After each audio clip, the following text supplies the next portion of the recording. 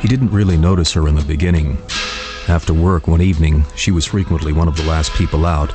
She came into his office and sat down opposite him.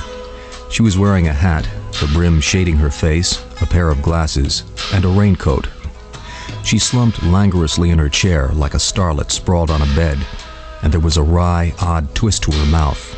It had sad, brutal contempt in it. She was in her mid-30s, but looked younger. Her hair was a little unkempt, and there was something slightly sloppy about her, which was both charming and annoying. She began to talk about herself. Said she'd recently come from San Juan, where she'd been the marketing director for a giant shopping center. "And you came here because of a man," he said. "That's absolutely right," she answered. "How did you know that?" And she went on to tell him that while living in Puerto Rico, she'd become involved with an Australian stockbroker, and he'd come to New York to work with the New York firm.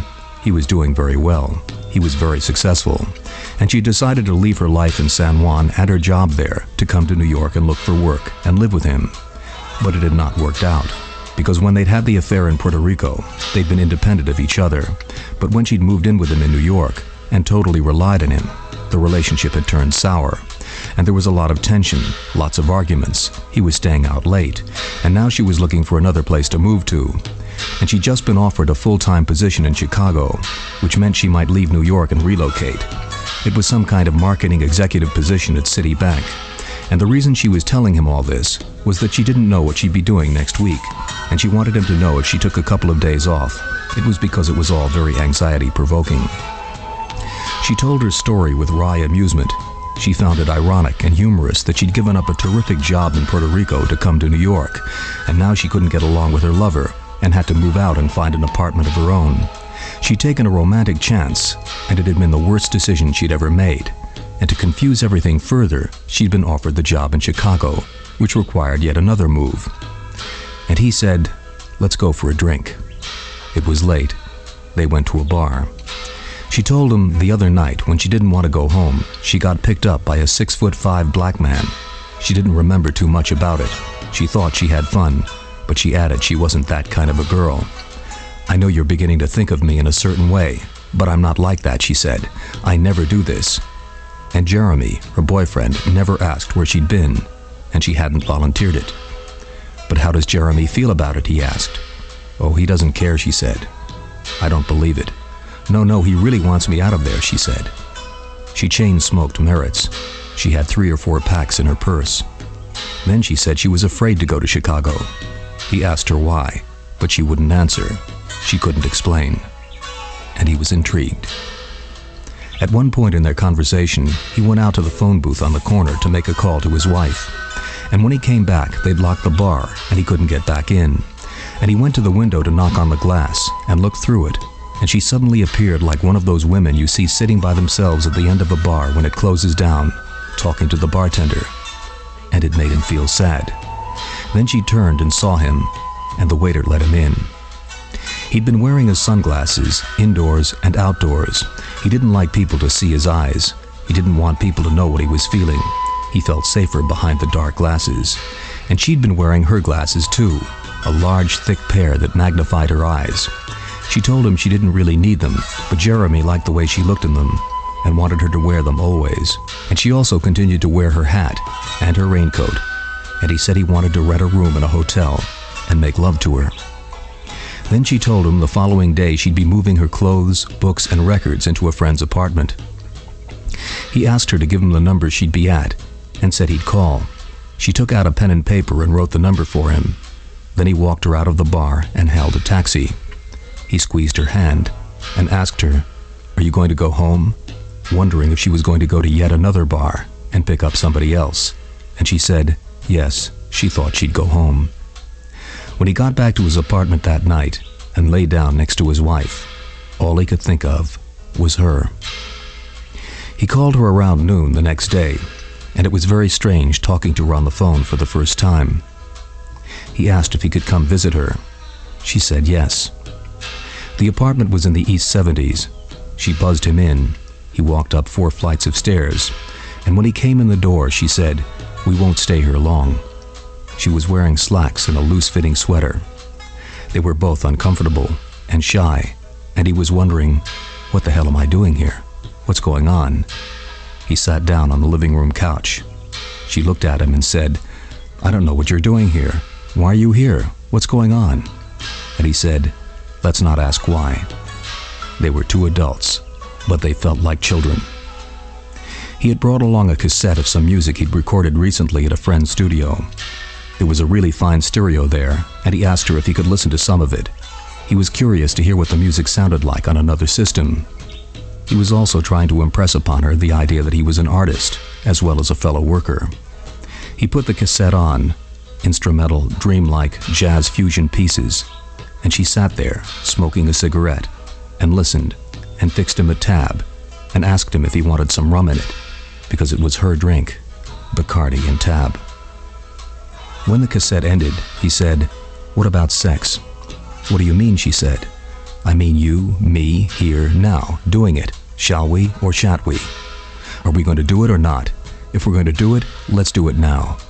And they were both still wearing their glasses, his sunglasses and her thick-lensed glasses.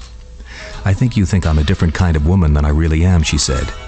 And he wondered if she was confused about what kind of woman she really was. Then she added, there's not enough time. She had to be somewhere. He said, I can't leave here without kissing and holding you. So how about if we agree to just neck, but under no circumstances will we make love? She looked at him with a look that said, who are you kidding? If we start to do something, we'll do everything. This is just a line you're giving me. No matter what happens, he said, no matter what you want to do, we won't. She kind of rolled her eyes. Oh, God, you must think you're really something. Do you think you're such a great lover I won't be able to control myself? At which point he took off his jacket, loosened his tie, and rolled up his sleeves. What are you doing? Getting ready for work? Exactly, he said, and sat back down. She took off her glasses, and he took off his sunglasses, and when he looked in her eyes and saw her face for the first time, she looked beautiful to him, and she moved into his arms and wrapped her legs around one of his legs as if they'd been making love for years. And from that first kiss, he was a total goner.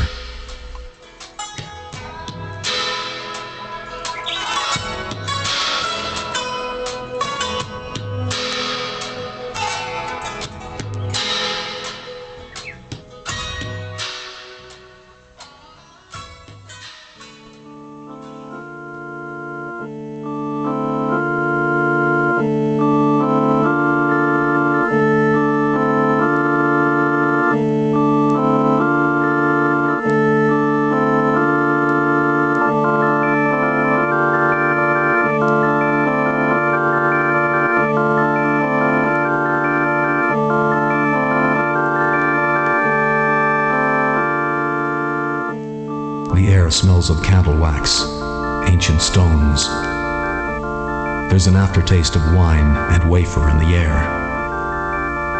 Every sound made by movement is reflected from a surface, whether from a floor, a stone wall, or a devotional niche. Hog butcher of the world, tool maker, stacker of wheat, player with railroads and the nation's freight handler. At the main altar, images of Christ and the apostles, the dry rustle of devotional books and hymnals in the hands of the faithful, and tall Gothic windows, light slanting with multicolored beams through the stained glass images of the saints. Stormy, husky, brawling, city of the big shoulders. Dark, curtained confessional booths from which soulful murmurings can be faintly heard. The pews are of dark mahogany. There are well-worn velvet cushions. They tell me you are wicked, and I believe them. For I have seen your painted women under the gas lamps luring the farm boys, and they tell me you are crooked, and I answer, yes, it is true.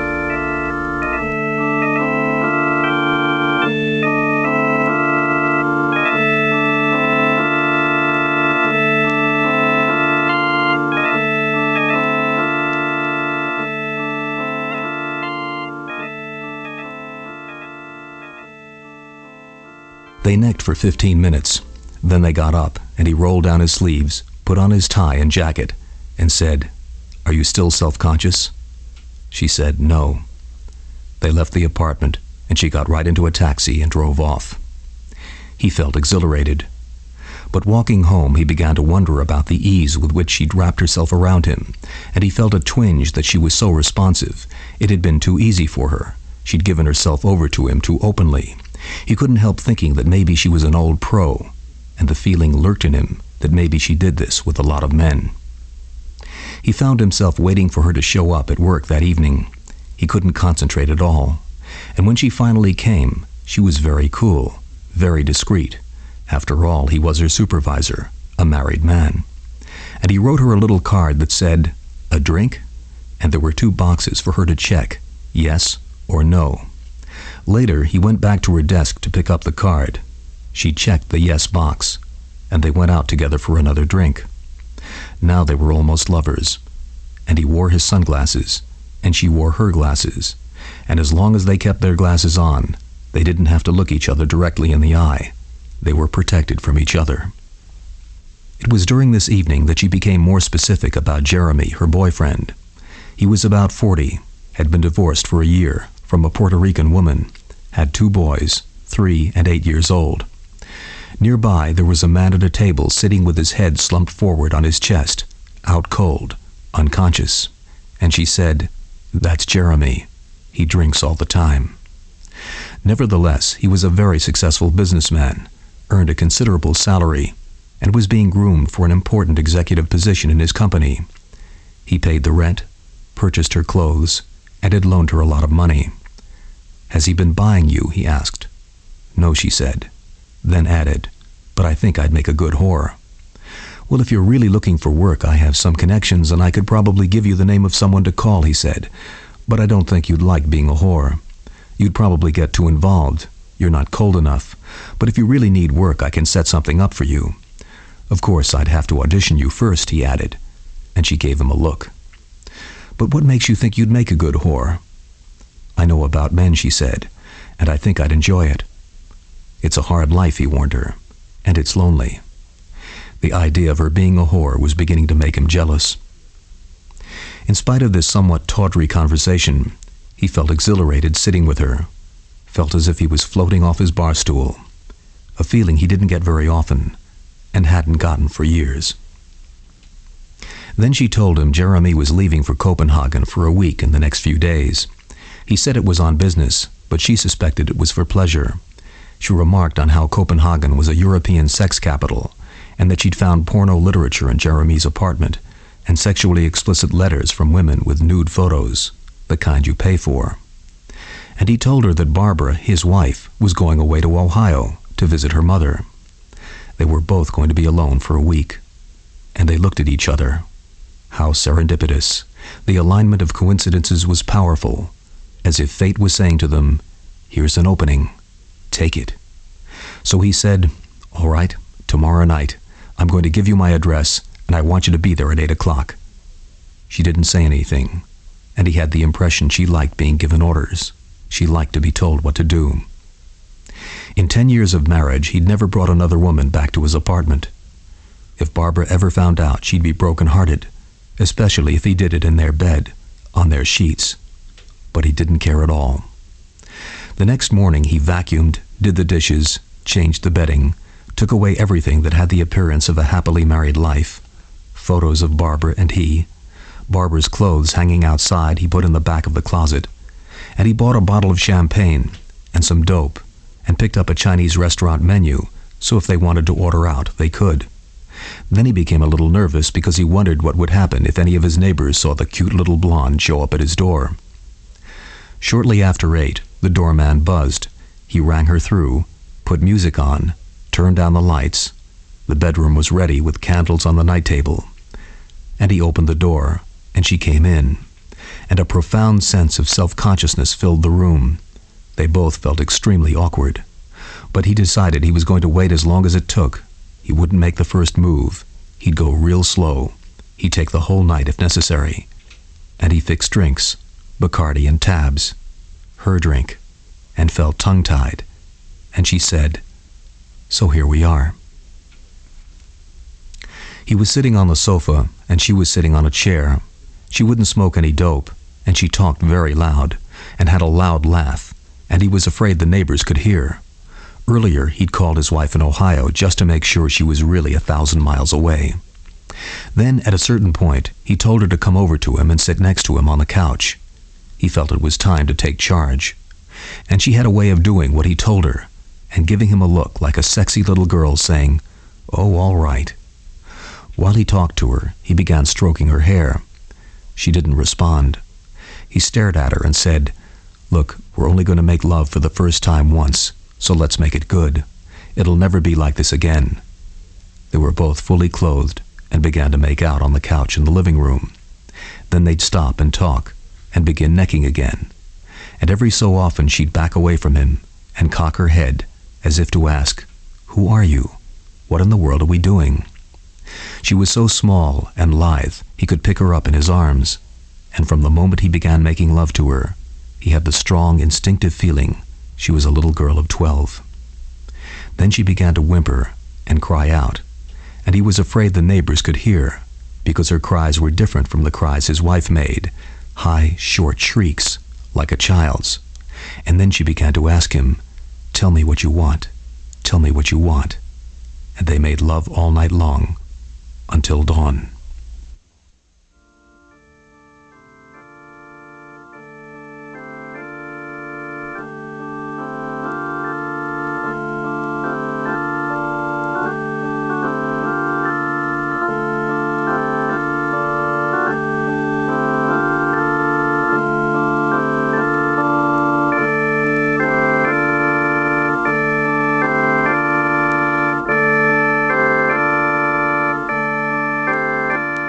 Cavernous stone interior, almost like Jonah's view of the whale. Eyeless, stony saints, gazing sightless over the heads of worshippers, larger than life, if they ever did live. And they tell me you are brutal, and my reply is, on the faces of women and children I have seen the marks of wanton hunger. Come and show me another city with lifted heads, singing so proud to be alive and coarse and strong and cunning, flinging magnetic curses amid the toil of piling job on job. Here is a tall, bold slugger set vivid against the little soft cities.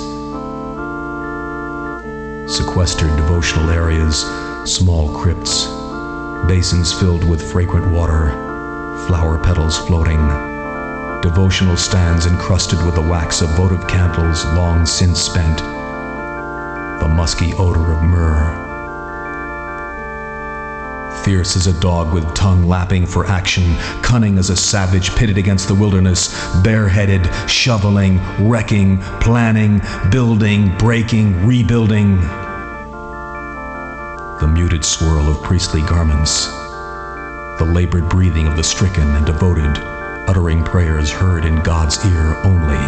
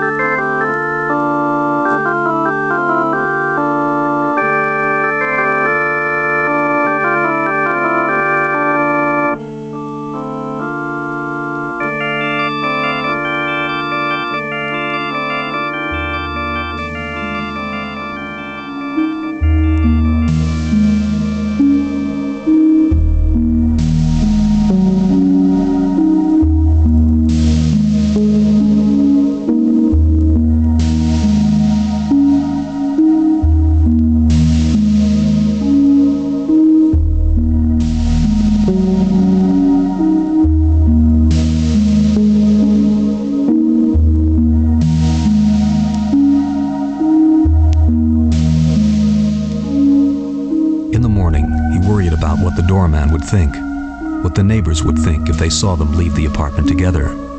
So he said, "Okay, this is what we'll do. You'll leave the house first, go downstairs, turn left and walk west on Broadway, and I'll leave the house 5 minutes later and catch up with you." He looked out the eye hole to make sure no one was in the hall, opened the door, checked the hall.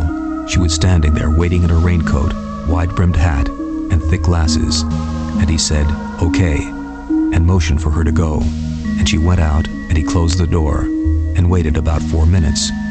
Then he walked out, down the street to Broadway, and didn't see her anywhere. It was around 8 o'clock and the streets were empty, and he was getting angry. She'd walked the wrong way, the stupid bitch. He was pissed at her. She can't follow instructions. She's unreliable. But then he saw her with relief at the corner, and they hugged, and he felt strong, confident. He felt as if he was expanding with love. It was a beautiful spring day, and he told her how sweet she was, and she rolled her eyes and said, don't tell me how sweet I am." And he told her he was in love with her, words he never said to Barbara, his wife, though he considered himself happily married and had no intention of leaving her.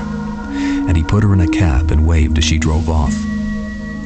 Then he started rehashing the night and relived the whole first part of the evening when it was so uncomfortable, when they'd stared at each other, and he thought, I should have been more relaxed. And then he remembered how they'd made love, and how he'd said, do this, and do that, and she'd said, yes, sir, okay, sir. Turn over, get on your knees, open your mouth, come over here and sit on top of the bureau. Sometimes she'd asked him to just hold her, please hold her, and when he'd held her, she'd curled up in his chest, and a fatherly feeling had come over him, as if she was an infinitely delicate young creature. She had a pungent perfume, rich, sweet, and strong, one step away from being cheap. Normally he didn't like strong perfume, but he spent the rest of the day thinking he was hallucinating its scent. When he came home, he picked up the pillow and breathed in the odor, and he smelled the living room couch where she'd sat, and he felt energized, filled with strength. The next time he saw her was at work. When she was about to show up, he began to hallucinate her perfume again. She came in wearing tight jeans and a tight blouse, and all of a sudden the other men in the office, who'd never paid attention to her, were starting to check her out, and he felt jealous and suspicious, thought that now she was going to make a pass at someone else. She was going to work her way through the entire department. But at the same time, he felt a sense of pride. She didn't have to protect herself with the hat and the raincoat anymore because she loved him and felt safe in his presence. They barely spoke to each other, just small talk. How are you? Didn't see you last week. What were you doing? And she told him a story about something that had happened to her. And underneath the surface, they were both vibrating. And all he could think about was making love to her. He was reliving it, seeing her in bed holding him. And he was impressed at how capable she was at dissembling, but also slightly saddened by it, because it reminded him that she'd probably done something like this before, and that he wasn't so special. And he wondered, what will happen next? He wanted to say, look, let's go right back to my apartment, take off our clothes, get right back into bed, and pick up where we left off. But at the same time, he was afraid to, because it would turn into something tawdry, and he didn't want to lose the magic.